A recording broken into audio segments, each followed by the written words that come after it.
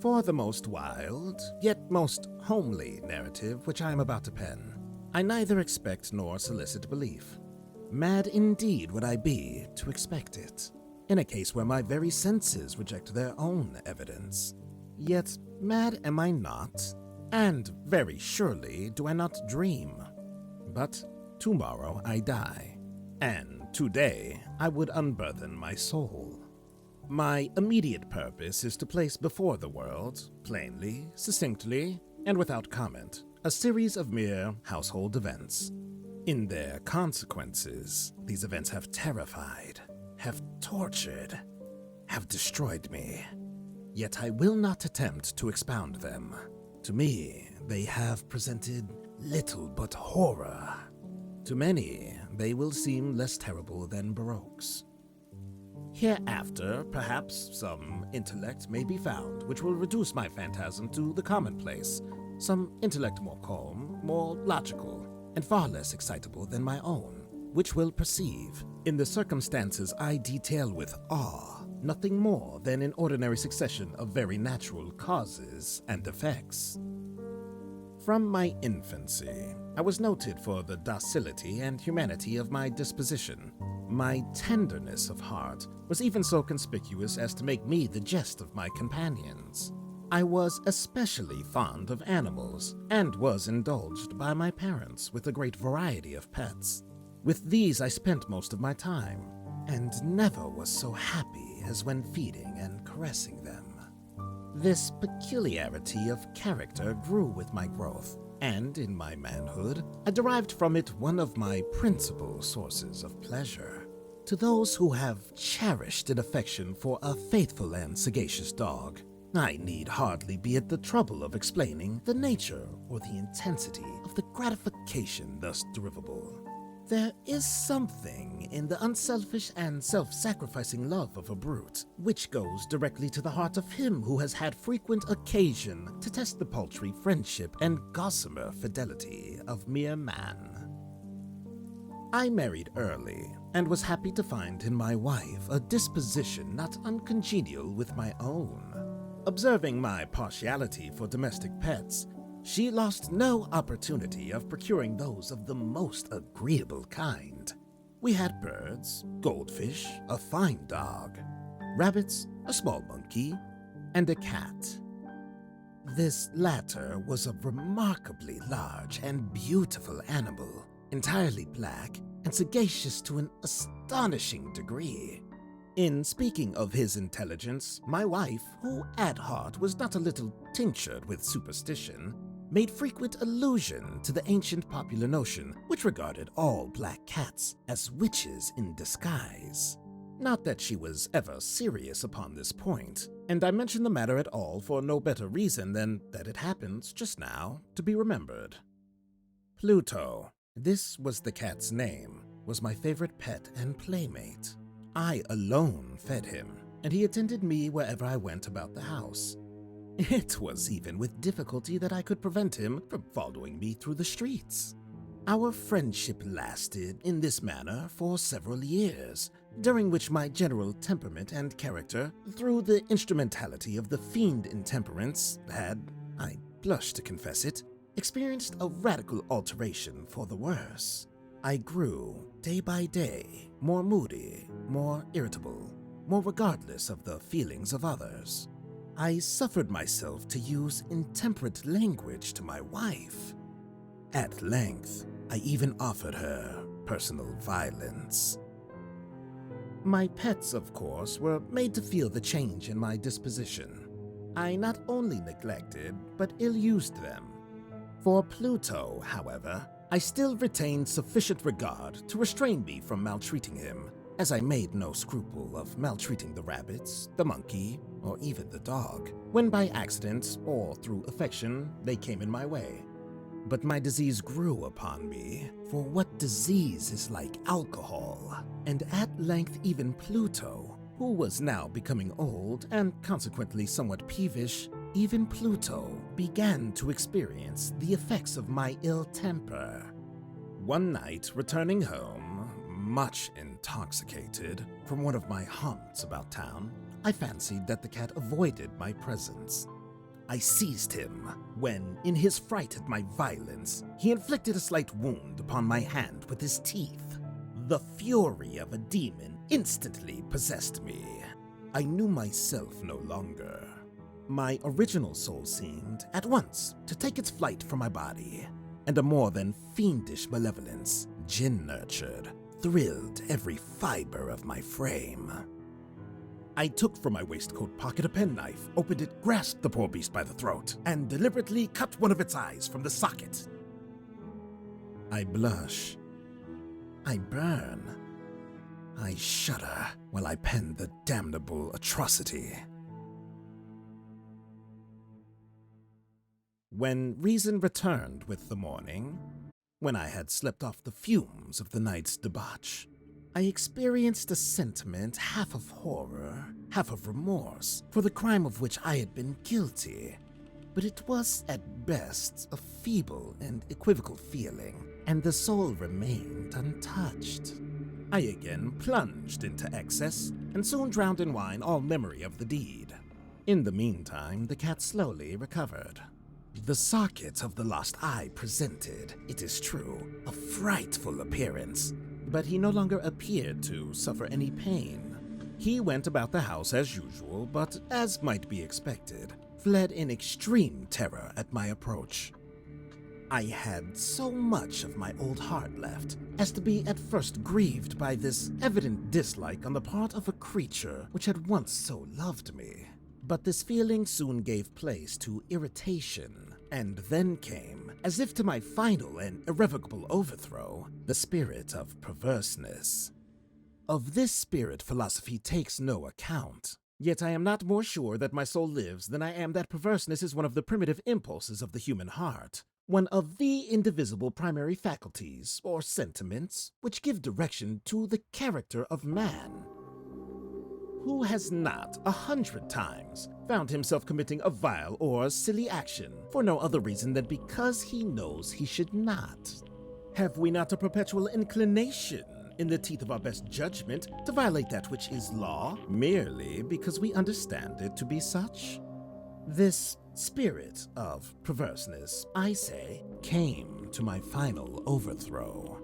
It was this unfathomable longing of the soul to vex itself, to offer violence to its own nature, to do wrong for the wrong's sake only, that urged me to continue, and finally to consummate the injury I had inflicted upon the unoffending brute. One morning, in cool blood, I slipped a noose about its neck and hung it to the limb of a tree, hung it with the tears streaming from my eyes, and with the bitterest remorse at my heart. Hung it because I knew that it had loved me, and because I felt it had given me no reason of offense. Hung it because I knew that in so doing I was committing a sin, a deadly sin that would so jeopardize my immortal soul as to place it, if such a thing were possible, even beyond the reach of the infinite mercy of the most merciful and most terrible God. On the night of the day on which this cruel deed was done, I was aroused from sleep by the cry of fire. The curtains of my bed were in flames. The whole house was blazing. It was with great difficulty that my wife, a servant, and myself made our escape from the conflagration. The destruction was complete. My entire worldly wealth was swallowed up, and I resigned myself thenceforward to despair. I am above the weakness of seeking to establish a sequence of cause and effect between the disaster and the atrocity, but I am detailing a chain of facts and wish not to leave even a possible link imperfect.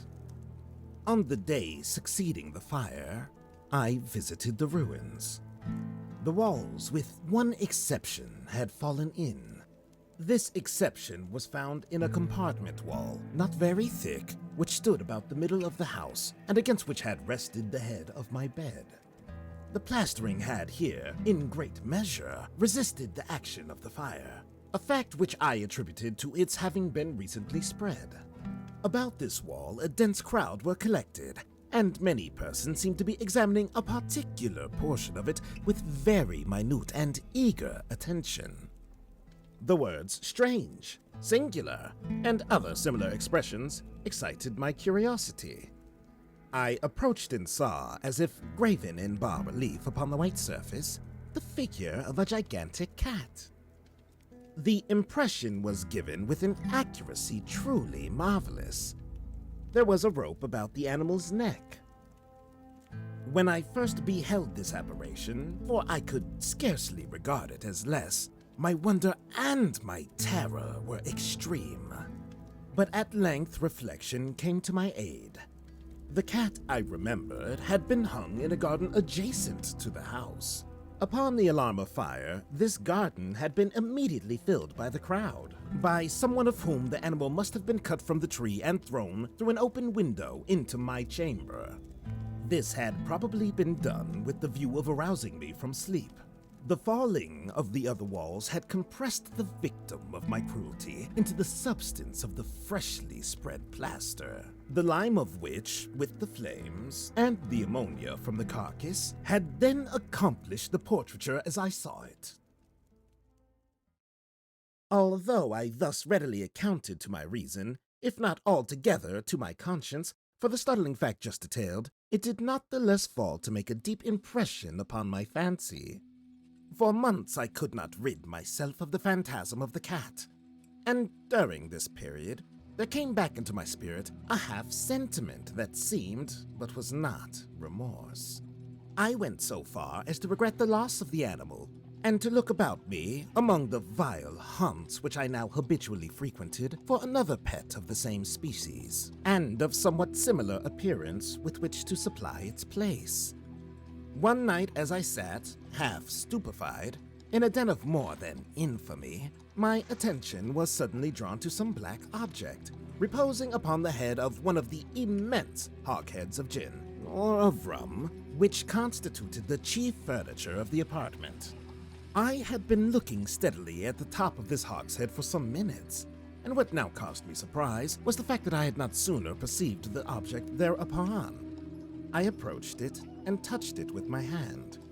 It was a black cat, a very large one, fully as large as Pluto, and closely resembling him in every respect but one. Pluto had not a white hair upon any portion of his body, but this cat had a large, although indefinite splotch of white, covering nearly the whole region of the breast. Upon my touching him, he immediately arose, purred loudly, rubbed against my hand, and appeared delighted with my notice. This, then, was the very creature of which I was in search. I at once offered to purchase it off the landlord, but this person made no claim to it, knew nothing of it, had never seen it before. I continued my caresses, and when I prepared to go home, the animal evinced a disposition to accompany me. I permitted it to do so, occasionally stooping and patting it as I proceeded. When it reached the house, it domesticated itself at once and became immediately a great favorite with my wife. For my own part, I soon found a dislike to it arising within me. This was just the reverse of what I had anticipated, but I know not how or why it was. Its evident fondness for myself rather disgusted and annoyed. By slow degrees, these feelings of disgust and annoyance rose into the bitterness of hatred. I avoided the creature, a certain sense of shame and the remembrance of my former deed of cruelty preventing me from physically abusing it. I did not, for some weeks, strike or otherwise violently ill-use it, but gradually, very gradually, I came to look upon it with unutterable loathing and to flee silently from its odious presence, as from the breath of a pestilence. What added no doubt to my hatred of the beast was the discovery, on the morning after I brought it home, that, like Pluto, it also had been deprived of one of its eyes. This circumstance, however, only endeared it to my wife, who, as I have already said, possessed in a high degree that humanity of feeling which had once been my distinguishing trait and the source of many of my simplest and purest pleasures. With my aversion to this cat, however, its partiality for myself seemed to increase. It followed my footsteps with a pertinacity which it would be difficult to make the reader comprehend. Whenever I sat, it would crouch beneath my chair or spring upon my knees, covering me with its loathsome caresses. If I arose to walk, it would get between my feet and thus nearly throw me down, or, fastening its long and sharp claws in my dress, clamber, in this manner, to my breast. At such times, although I longed to destroy it with a blow, I was yet withheld from doing so, partly by a memory of my former crime, but chiefly, let me confess it at once, by absolute dread of the beast. This dread was not exactly a dread of physical evil, and yet I should be at a loss how otherwise to define it. I am almost ashamed to own, yes, even in this felon's cell, I am almost ashamed to own that the terror and horror with which the animal inspired me had been heightened by one of the merest chimeras it would be possible to conceive. My wife had called my attention more than once to the character of the mark of white hair of which I have spoken, and which constituted the sole visible difference between the strange beast and the one I had destroyed. The reader will remember that this mark, although large, had been originally very indefinite, but by slow degrees nearly imperceptible, and which for a long time my reason struggled to reject as fanciful, it had at length assumed a rigorous distinctness of outline. It was now the representation of an object that I shudder to name, and for this, above all, I loathed and dreaded, and would have rid myself of the monster had I dared. It was now, I say, the image of a hideous, of a ghastly thing, of the gallows. Oh, mournful and terrible engine of horror and of crime, of agony and of death! And now I was indeed wretched beyond the wretchedness of mere humanity, and a brute beast whose fellow I had contemptuously destroyed, a brute beast to work out for me a man, fashioned in the image of the high God, so much insufferable woe. Alas, neither by day nor by night knew I the blessing of rest any more. During the former, the creature left me no moment alone, and in the latter, I started hourly from dreams of unutterable fear to find the hot breath of that thing upon my face and its vast weight, an incarnate nightmare that I had no power to shake off, incumbent eternally upon my heart. Beneath the pressure of torments such as these, the feeble remnant of the good within me succumbed. Evil thoughts became my sole intimates, the darkest and most evil of thoughts. The moodiness of my usual temper increased to hatred of all things and of all mankind.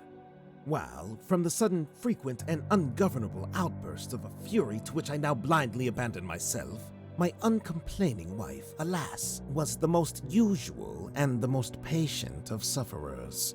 One day she accompanied me, upon some household errand, into the cellar of the old building which our poverty compelled us to inhabit. The cat followed me down the steep stairs and, nearly throwing me headlong, exasperated me to madness. Uplifting an axe and forgetting, in my wrath, the childish dread which had hitherto stayed my hand, I aimed a blow at the animal, which, of course, would have proved instantly fatal had it descended as I wished. But this blow was arrested by the hand of my wife. Goaded by the interference into a rage more than demoniacal, I withdrew my arm from her grasp and buried the axe in her brain. She fell dead upon the spot without a groan. This hideous murder accomplished, I set myself forthwith, and with entire deliberation, to the task of concealing the body. I knew that I could not remove it from the house, either by day or by night, without the risk of being observed by the neighbors. Many projects entered my mind. At one period, I thought of cutting the corpse into minute fragments and destroying them by fire. At another, I resolved to dig a grave for it in the floor of the cellar.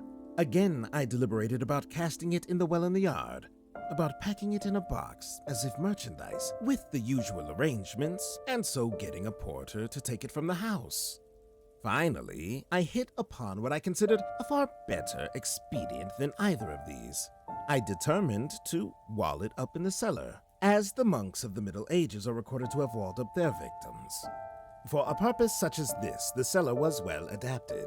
Its walls were loosely constructed and had lately been plastered throughout with rough plaster, which the dampness of the atmosphere had prevented from hardening.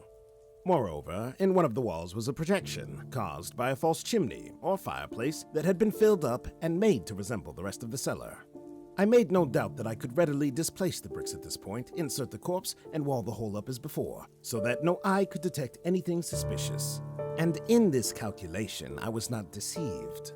By means of a crowbar, I easily dislodged the bricks, and having carefully deposited the body against the inner wall, I propped it in that position while, with little trouble, I relaid the whole structure as it originally stood. Having procured mortar, sand, and hair, with every possible precaution, I prepared a plaster which could not be distinguished from the old, and with this I very carefully went over the new brickwork. When I had finished, I felt satisfied that all was right. The wall did not present the slightest appearance of having been disturbed. The rubbish on the floor was picked up with the minutest care. I looked around triumphantly and said to myself, "Here, at least, then, my labor has not been in vain." My next step was to look for the beast which had been the cause of so much wretchedness, for I had at length firmly resolved to put it to death. Had I been able to meet with it at the moment, there could have been no doubt of its fate. But it appeared that the crafty animal had been alarmed at the violence of my previous anger, and forbore to present itself in my present mood. It is impossible to describe, or to imagine, the blissful sense of relief which the absence of that detested creature occasioned in my bosom. It did not make its appearance during the night, and thus for one night at least, since its introduction into my house, I soundly and tranquilly slept. I slept even with the burden of murder upon my soul. The second and the third day passed, and still my tormentor came not. Once again I breathed as a freeman. The monster, in terror, had fled the premises forever. I should behold it no more. My happiness was supreme. The guilt of my dark deed disturbed me but little. Some few inquiries had been made, but these had been readily answered. Even a search had been instituted, but of course nothing was to be discovered. I looked upon my future felicity as secured. Upon the fourth day of the assassination, a party of police came, very unexpectedly, into the house and proceeded again to make rigorous investigation of the premises. Secure, however, in the inscrutability of my place of concealment, I felt no embarrassment whatsoever. The officers bade me accompany them in their search. They left no nook or corner unexplored. At length, for the third or fourth time, they descended into the cellar. I quivered not in a muscle. My heart beat calmly as that of one who slumbers in innocence. I walked the cellar from end to end. I folded my arms upon my bosom and roamed easily to and fro. The police were thoroughly satisfied and prepared to depart. The glee at my heart was too strong to be restrained.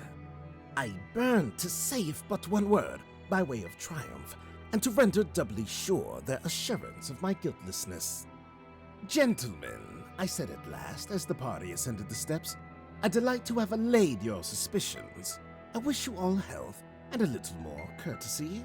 By the by, gentlemen, this is a very well-constructed house. In the rabid desire to say something easily, I scarcely knew what I uttered at all. I may say an excellently well-constructed house. These walls, are you going, gentlemen? These walls are solidly put together." And here, through the mere frenzy of bravado, I rapped heavily with the cane which I held in my hand upon that very portion of the brickwork behind which stood the corpse of the wife of my bosom. But may God shield and deliver me from the fangs of the archfiend.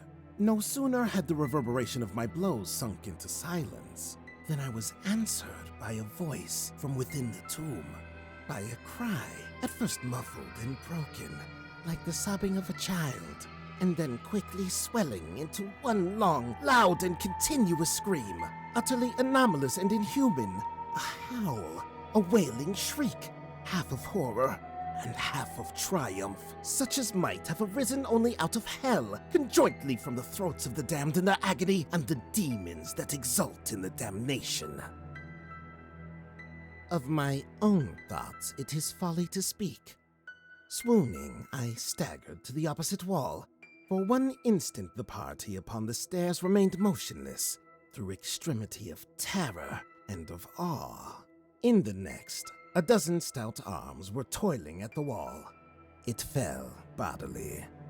The corpse, already greatly decayed and clotted with gore, stood erect before the eyes of the spectators. Upon its head, with red extended mouth and solitary eye of fire, sat the hideous beast whose craft had seduced me into murder, and whose informing voice had consigned me to the hangman. I had walled the monster up within the tomb.